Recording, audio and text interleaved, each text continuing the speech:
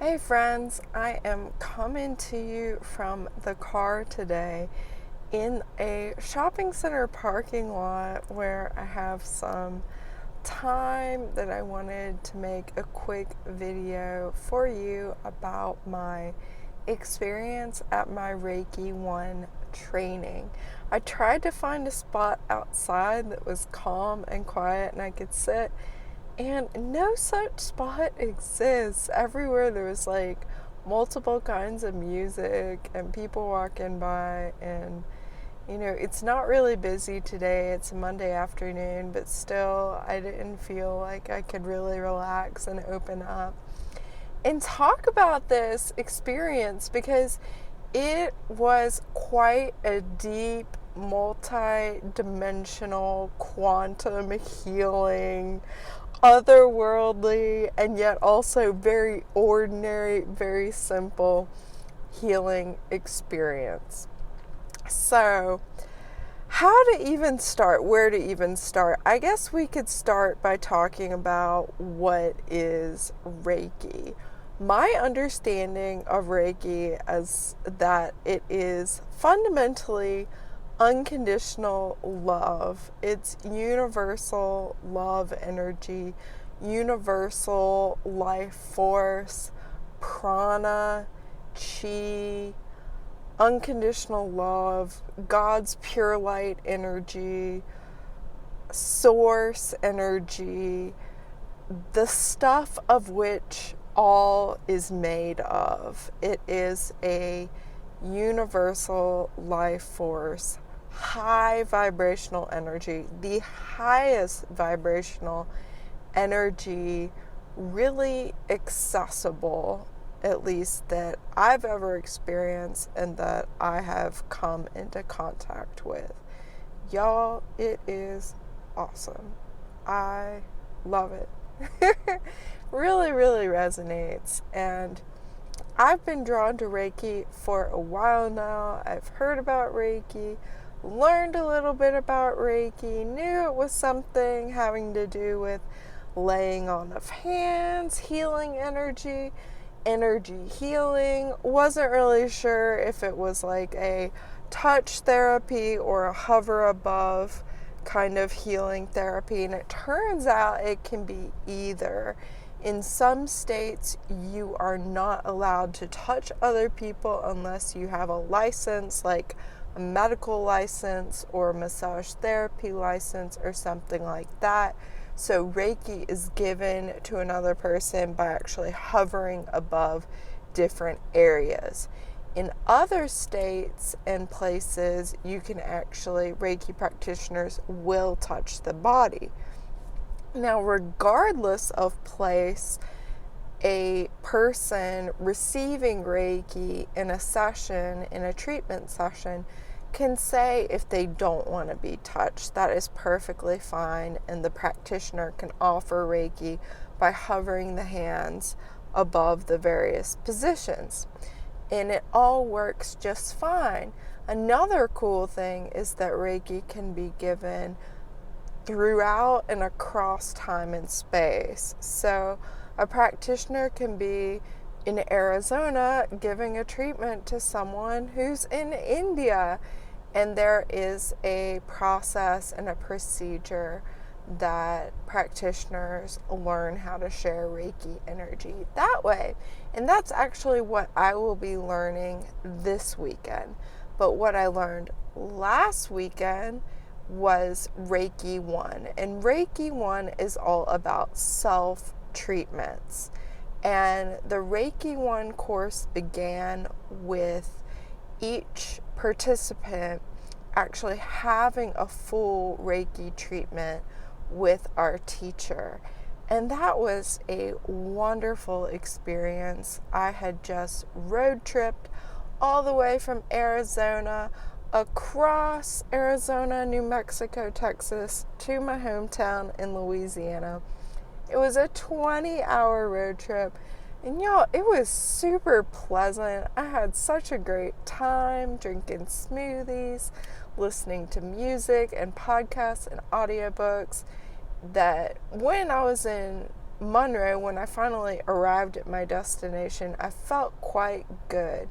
And I found that the Reiki treatment helped ground my energy and also clear and release any kinds of blockages, a couple of entities actually that had attached to me, and really left me in a healing space so that I could receive the energy and make the most of my experience. And before we had our training, before the course began, my teacher instructed us to write down 3 things that we wanted to focus on healing within ourselves. And one of the things that came to mind for me was social anxiety. Social anxiety is something that I have struggled with throughout my adolescence and adult life. It's something that I coped with by using alcohol, drugs, substances, and other unhealthy behaviors to suppress those uncomfortable feelings. And really, my experience of social anxiety is energetic overwhelm. I get overwhelmed by the energetic burden, the energetic experience of being around a lot of people with a lot of different energies of various frequencies. And it kind of shifts my system into overdrive, into a stress mode where I'm like, I just feel like it's too much. I love people. I love being around people. I love connecting with people. But there's just been something where I get pretty stressed out when I'm around large numbers of people and large groups of people. I'm very introverted by nature. I'm an only child, so and it's very much present in my family as well, my family lineage. So there was a lot going into this pattern. And so during my treatment with my teacher, I focused on the social anxiety, and that is one of the things I'm working on healing. And since the training, I've really felt a lot of dissolution of the social anxiety. There is a new energy of calmness, of relaxation, of friendliness towards myself, friendliness towards other, feeling like I can connect more easily with other people, feeling like that stress, energetic overwhelm, the volume has been turned down on that, so don't feel that as much anymore.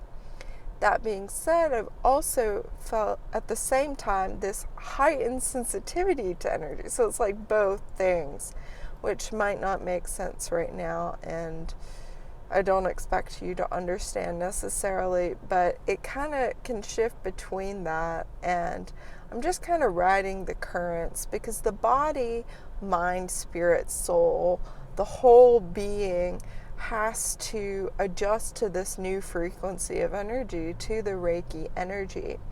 Because during the training, we learned information, connected with one another, learned how to do treatments on ourselves, Reiki healing treatments on ourselves, as well as received what are called placements or attunements to the Reiki energy, which comes in the form of like a guided meditation and then just space where there's just silence and the Reiki energy is just working within the participants without really, the teacher becomes a channel through which the Reiki energy flows and is shared with the participants.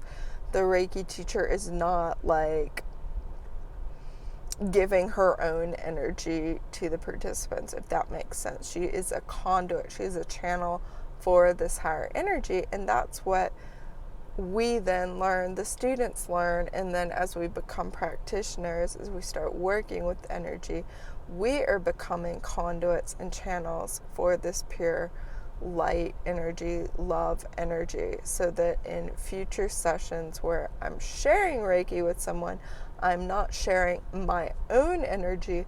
I'm an open, spacious channel, detached from ego, through which this energy can flow and do the healing, rather than me, Taylor, giving healing energy or causing the healing. That's not how it works. It is a higher source of energy. So, that being said, the placements themselves were amazing. Amazing, y'all. Like, I don't know if I could keep this video a reasonable amount of time and share with you everything that happened during the placements. I probably couldn't do that.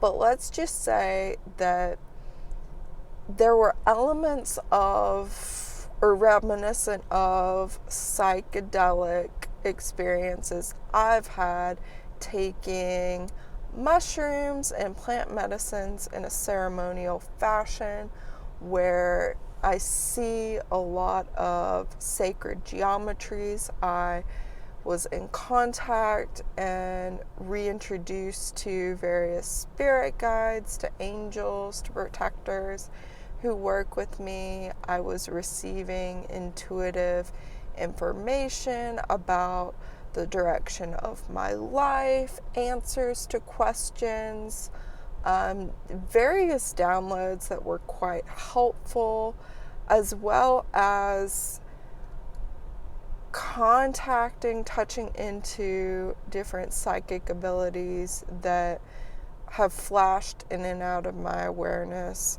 throughout space and time. So reconnecting with those, with telepathy, with the ability to leave my body and explore various realms of higher consciousness, and also having the option to come back into my body. So there was a lot of space for free will and guiding the energy. But what I really tried to focus on during the attunements was letting the energy wash over me and surrendering to the energy. I also experienced at the beginning a ego dissolution, where my ego and a lot of resistance was coming up, in just trying to sort out, am I going to relax into this? Do I buy into this? Is this real? You know, all the kind of skepticism and, basically skepticism around, is this for real? Is this just kind of a woo-woo thing? You know, do I really buy into this? Do I believe this? Is this genuine? Is this helpful? What is this? I was able to drop all of that, let go of all of that, and surrender into the experience. And that was very healing and powerful in itself. So after this ego dissolution happened, I was able to tap into clairvoyance. I was able to see things very clearly with my third eye. I was able to feel my chakras become unblocked. I was able to see what was going on in my body and various blockages and images that were there symbolizing what was going on and what needed to be released. And also just, you know, it was like having a magnifying glass of what was going on within on multiple levels. What's going on in the body, what's going on in the mind, what's going on in the spirit. And it was rather illuminating. At the same time, it was both deeply relaxing and also very energizing. So that was interesting contrast experiences. The training was Saturday and Sunday. At the end of the day, Saturday, I felt like a level of relaxation like I hadn't felt in a long time, and this ability and desire to rest in spaciousness. Spaciousness, I mean mental spaciousness, like not trying to fill the space or fill the void with noise or chatter or conversation or music or podcasts or videos or anything at all, activity, thinking. I was just like resting in this blissful state of awareness, and I'm familiar with that spaciousness because I spent a lot of time at a monastery and I spent a lot of time in meditation retreats. And so that reminded me of those kinds of experiences that, are hard to replicate when you're in everyday life unless you live a very silent, solitary, contemplative type of lifestyle, which some people do. And I'm trying to incorporate more of that spaciousness into my life now because I really, really value it. It is really, really beautiful. So I enjoyed that spaciousness, and the next day during the training, I felt really, really energized. And many of us felt very, very energized, very excited.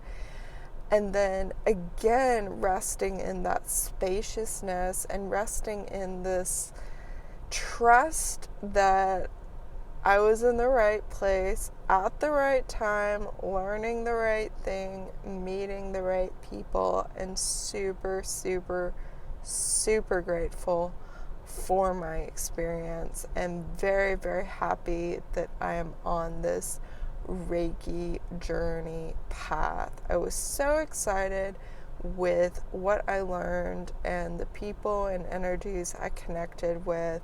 I had a fabulous road trip back home to Arizona, another 20 hours. I actually listened to a Reiki podcast for the entirety of my journey. So I got to continue learning more and learning about how Reiki can be a lifestyle, just like yoga can be a lifestyle, meditation can be a lifestyle. It's not about just the 5 minutes a day you meditate, or the hour a day you do yoga asana, or the half an hour a day that you do a Reiki self-treatment. All of these things can be integrated into the lifestyle, and that's really where the healing magic comes in, because I can be in a stressful situation and use Reiki tools to clear energy and treat things in my body, mind, and spirit as they come up, so that I can remain clear and open and balanced and very much in touch with that high frequency love energy that I love to radiate, I love to emanate, and I love to share, because it brings about my highest consciousness, the highest service capacity that I am able to share. So that's just a little bit about my Reiki 1 training. If you have questions, please leave a comment. If you've done Reiki 1 and 2, if you are on a Reiki lifestyle, Reiki journey, Reiki path at all, I would love to connect with you and hear what you have to say. Let's support each other. And thanks so much for watching. Like this video if you like it. Subscribe for more. Much love to you, beautiful. I can only do a namaste with one hand because I'm holding the camera with the other, but feel my full namaste here. Love you.